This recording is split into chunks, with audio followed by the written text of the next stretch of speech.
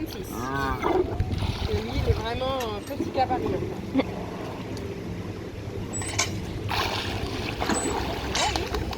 Et il y a son grand tonton qui arrive. Donc là, vous allez voir la différence entre le plus petit et le plus grand. Donc Enoch, lui, il a 21 ans et lui, il pèse 2 tonnes de plus que lui.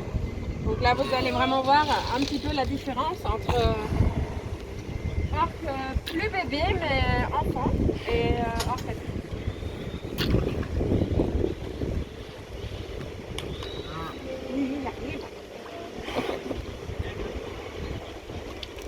Alors, ce qu'on peut déjà voir avec Kiki,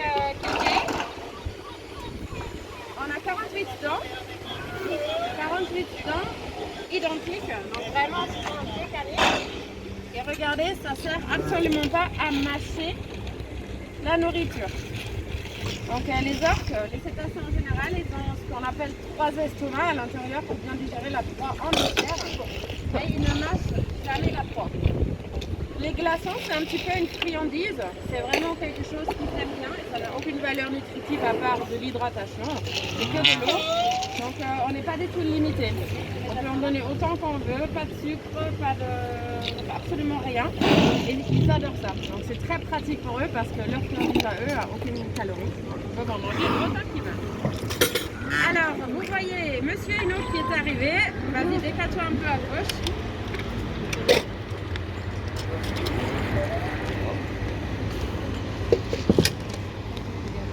Très bien.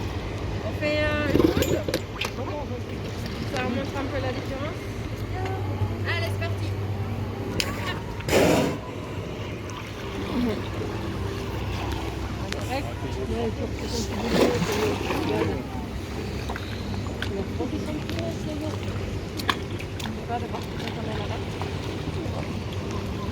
Donc je sais pas si du coup vous avez vu un petit peu, donc on a les 2 animaux qui sont venus en place. J'ai déjà présenté un peu. Ouais. Je te laisse le relais. Ok, ça marche. Nickel. Donc il faut savoir que les orques sont avant tout des grands dauphins. Ils ont les mêmes ancêtres.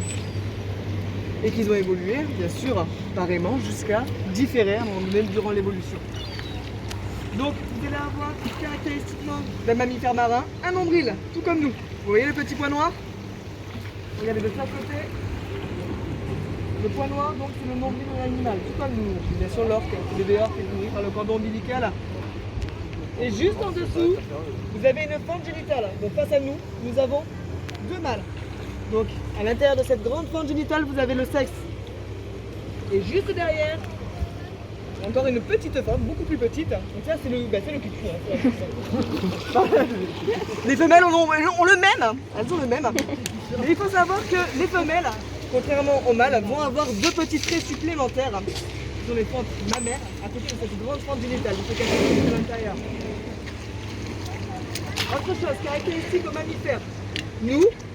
Nous respirons de l'air. Parce que là, tout va bien. Les animaux également doivent penser à remonter à la surface pour pouvoir respirer. Grâce à leur évent qui se trouve tout au-dessus de leur tête, regardez. Sur la gauche avec Kéo.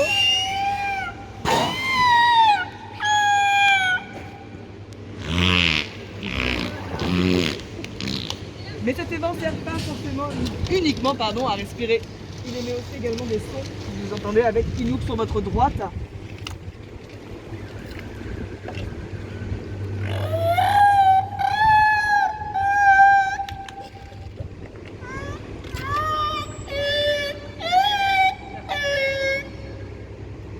Ils ouvrent et ils ferment de manière...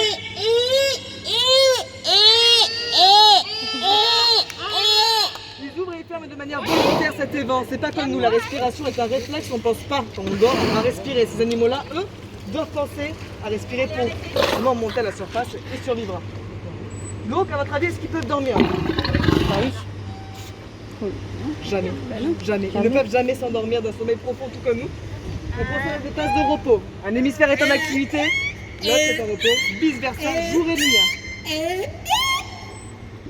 Donc là, vous avez sur votre droite Enoch qui fait près de 6 mètres de longueur. Quelque chose qui va le distinguer, ça va être sa nageoire dorsale. Vous avez vu, elle est complètement affaissée. Vous avez une idée pour laquelle elle est affaissée et pas Enoch juste à côté ou pas? Vous savez? Sa grandeur, parce qu'il n'y a pas. La grandeur Il n'y a pas de cartilage, rien dedans. Exactement. En fait, à l'intérieur, c'est du tissu mou. Pas d'os qui la maintient droite. Il faut savoir que chez les mâles, la nageoire, regardez d'ailleurs sur Keio, sur votre gauche, complètement toute molle. Cette nageoire peut atteindre 1,50 m à 2 mètres de hauteur. Et bien sûr, quand on a affaire à des animaux qui vont principalement se nourrir à la surface, et ben on va avoir cet effet naturel qui s'appelle la gravité. Et donc cette nageoire va s'affaisser. C'est l'ancien poisson après Bien sûr, ça met du naturel pour les animaux. Il y a plusieurs types d'orques qui sont situés sur plusieurs parties de la planète. Donc du coup, ils vont quand même se nourrir avec des stratégies complètement différentes. Et si la stratégie c'est de manger uniquement des phoques, ces animaux-là sont terrestres, donc forcément, il va se confronter à la gravité et la nageoire cordale pour les orques mâles vont s'affaisser principalement. Il est possible d'observer des orques avec des nageoires dorsales complètement droites, car cela implique qu'ils vont en profondeur afin de pouvoir chasser. Ils restent en majorité de leur temps en profondeur afin de maintenir avec la pression de l'eau cette nageoire dorsale droite.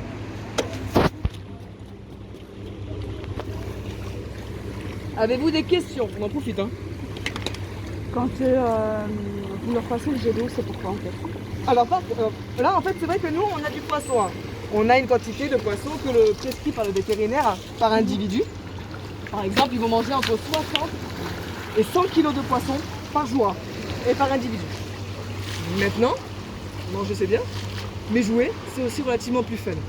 Donc au lieu de penser très humain, de dire c'est un animal, si je veux le renforcer, je vais donner du poisson, ça passe pas forcément par là. On va chercher autre chose qui lui fait plaisir. Donc c'est vrai qu'il faut connaître nos animaux par cœur afin de donner la meilleure valeur de renforcer l'animal. Là il fait quelque chose de super bien. La Myriam a choisi de donner du poisson. Pourquoi? Parce que l'animal, elle aperçoit qu'il a la gueule ouverte, qu'il vient vers elle, qu'il y a une interaction. Maintenant, si l'animal fait quelque chose de super bien, mais qui vient et qu'il n'y a pas de manifestation de faim,